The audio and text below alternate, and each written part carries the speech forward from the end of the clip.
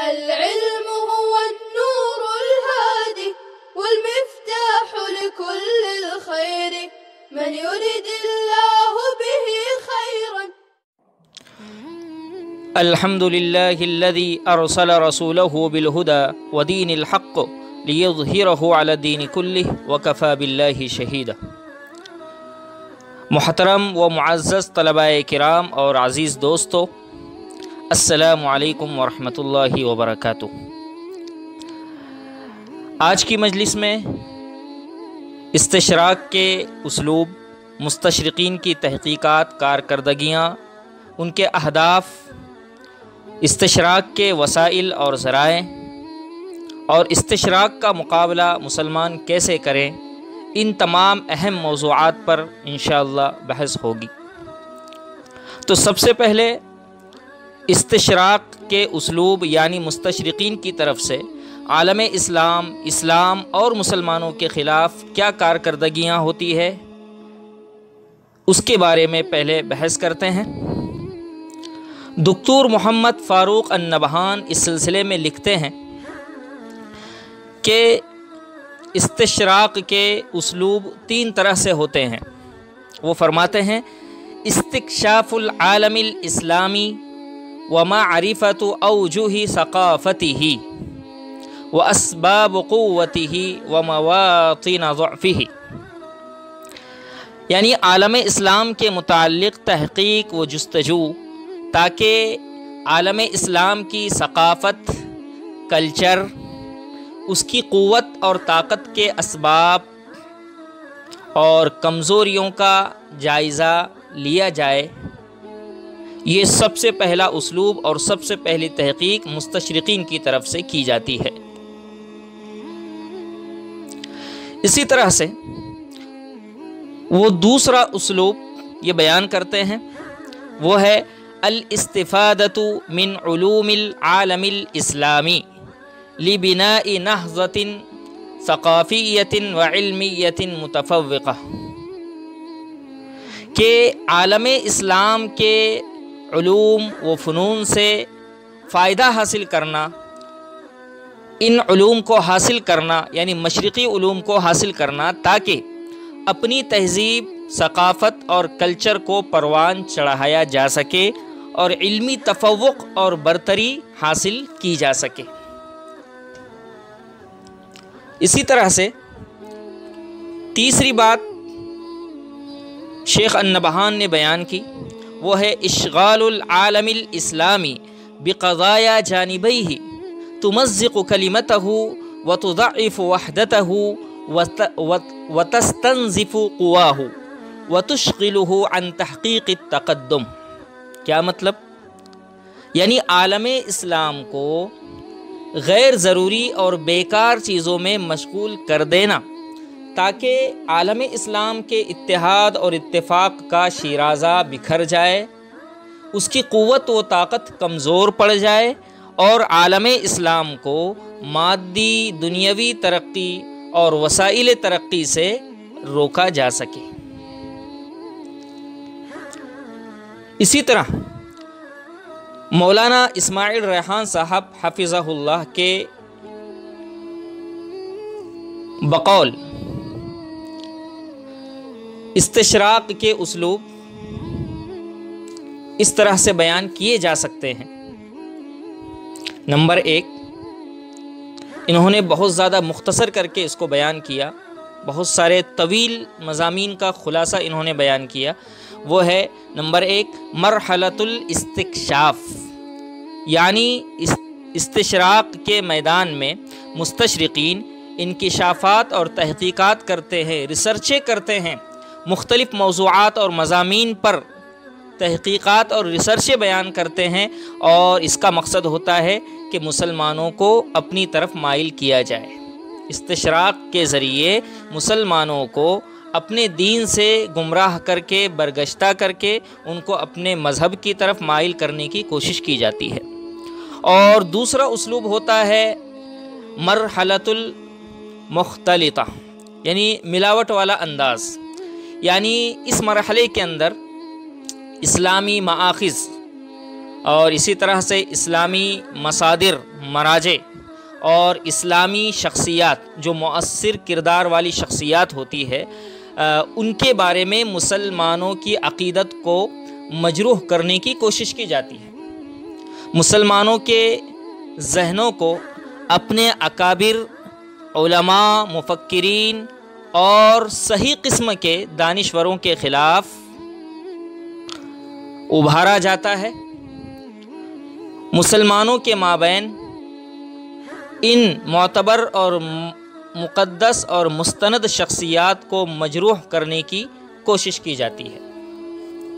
اسی طرح سے تیسرا اسلوب ہوتا ہے مرحلۃ العدوان الواضح، یعنی علانیہ کھلم کھلا دشمنی۔ اور اس میں کیا کرتے ہیں؟ اس میں اسلامی عقائد، اسلامی شخصیات، اسلامی شعائر، اسلامی علامتوں کا کھلم کھلا مذاق اڑایا جاتا ہے، ان کا استہزاء کیا جاتا ہے۔ اور آج کل جہاں بھی اسلام اور شخصیات اسلام کا مذاق اور استہزاء کیا جاتا ہے، غیر مناسب مواد ان کے بارے میں نشر کیا جاتا ہے، اس کے پیچھے انہی استشراقی تحقیقات اور ریسرچوں کا ہاتھ ہوا کرتا ہے۔ بہرحال یہ پہلا عنوان تھا استشراق کا اسلوب۔ اب اس کے بعد ایک دوسرا عنوان ہے محرکات استشراق، یعنی مستشرقین کی جد و جہد کن میدانوں میں ہوا کرتی ہے۔ تو اس سلسلے میں کل 5 میدان اور 5 باتیں ذکر کی جاتی ہیں۔ سب سے پہلی چیز ہے صلیبی محرک۔ صلیبی محرک کے بعد ہے سیاسی اور استعماری محرک، پھر اس کے بعد ہے دفاعی محرک، اور اس کے بعد ہے 4 نمبر پر تجارتی و اقتصادی محرک، اور پھر اس کے بعد 5ویں نمبر پر ہے علمی محرک۔ یہ 5 میدانوں کے اندر مستشرقین جد و جہد کرتے ہیں اور بہت زیادہ محنتیں کرتے ہیں۔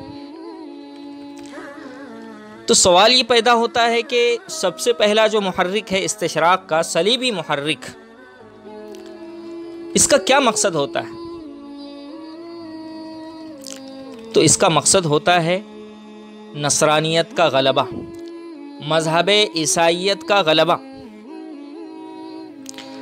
اب اس مقصد کو حاصل کرنے کے لیے اور بروئے کار لانے کے لیے صلیبی مستشرقین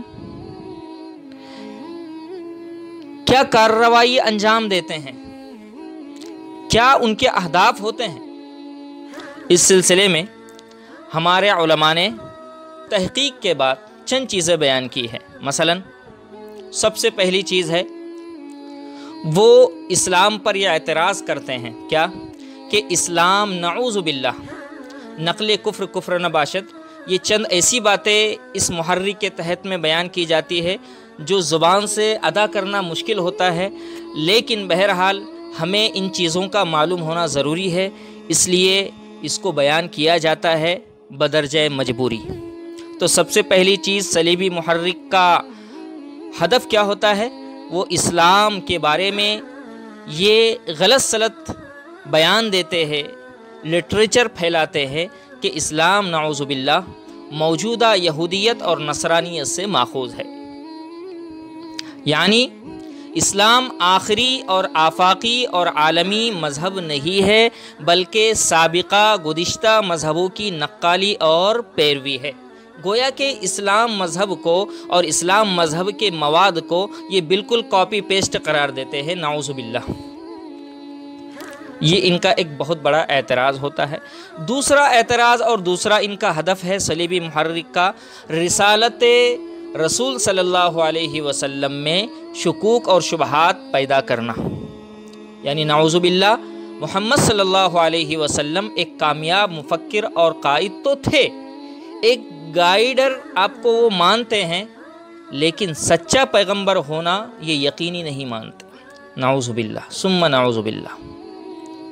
اور تیسرا ہدف ان کا ہوتا ہے قرآن مجید میں شکوک اور شبہات پیدا کرنا، یعنی یہ کہتے ہیں کہ نعوذ باللہ یہ قرآن کریم محمد صلی اللہ علیہ وسلم کی تصنیف ہے، آسمانی کتاب نہیں ہے، العیاذ باللہ، اللہ کی پناہ۔ چوتھا ہدف ان کا صلیبی محرک میں ہوتا ہے احادیث میں شکوک اور شبہات پیدا کرنا، یعنی یہ بات بیان کرتے ہیں اور پھیلاتے ہیں کہ احادیث یہ غیر معتبر ہے، غیر مستند ہے۔ کیوں؟ اس لیے کہ بعد کے لوگوں کی لکھی ہوئی ہے وغیرہ وغیرہ۔ اسی طرح پانچواں ہدف ان کا ہوتا ہے کہ یہ موضوع اور ضعیف روایتوں کی اشاعت کرتے ہیں، ان کو پھیلایا جاتا ہے، جیسا کہ آج کل بہت سارے فیس بکی حضرات اور اسی طرح سے سوشل میڈیا کے دلدادہ حضرات یہ بغیر تحقیق کے بہت ساری حدیث کے نام سے پوسٹیں اور امیجز آگے شیئر کرتے ہیں، فارورڈ کرتے ہیں، اور اس کے اوپر ثواب کا وعدہ بھی کیا جاتا ہے۔ تو وہ تمام پوسٹیں اور امیجز جو بغیر حوالے کی ہوتی ہیں یا حوالہ ہوتا بھی ہے تو وہ غلط سلط بیان کیا جاتا ہے، توڑ مروڑ کر حوالہ پیش کیا جاتا ہے۔ تو اس طرح کی موضوع اور ضعیف روایتوں کو پھیلانا یہ ان کا ایک بڑا ہدف ہوتا ہے۔ اپنی تحقیقات کے اندر بھی اس طرح کی ضعیف اور موضوع روایتوں کو بطور دلائل اور بطور ریفرنس استعمال کر کے ان کو اشاعت کر کے اور غریب ذہن رکھنے والے اور کمزور عقیدے والے مسلمانوں کے مابین ان دلیلوں کو اور اس طرح کی چیزوں کو پھیلا کر ان کو گمراہ کرنے کی کوشش کرتے ہیں۔ اسی طرح سے اور ایک ان کا ہدف ہوتا ہے فقہ اسلامی پر اعتراض، یعنی یہ کہتے ہیں کہ فقہ اسلامی یہ رومن لا سے ماخوذ ہے، یعنی رومن امپائر نے قدیم زمانے میں جو قانون اپنے ملک کے لیے اپنی ماتحت سرکاروں کے لیے لاگو کیا تھا، تو فقہ اسلامی کا جو ذخیرہ موجود ہے فی الحال تو یہ پورا ذخیرہ اس رومن قانون سے ماخوذ ہے، نعوذ باللہ۔ پھر اس کے بعد ایک بہت بڑا ہدف وہ ہے تنصیر اور تبشیر، یعنی عقیدہ تثلیث کی اشاعت کرنا۔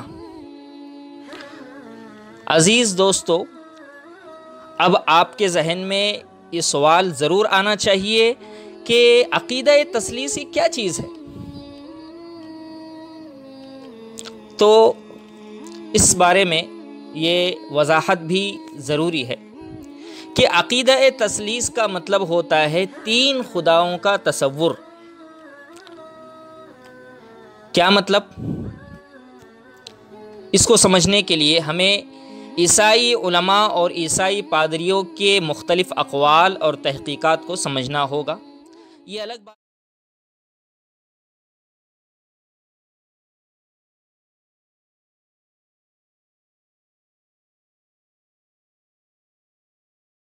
السلام عليكم، لا تنسوا الاعجاب بالفيديو والاشتراك في القناة تشجيعا لنا لنستمر بنشر المزيد إن شاء الله.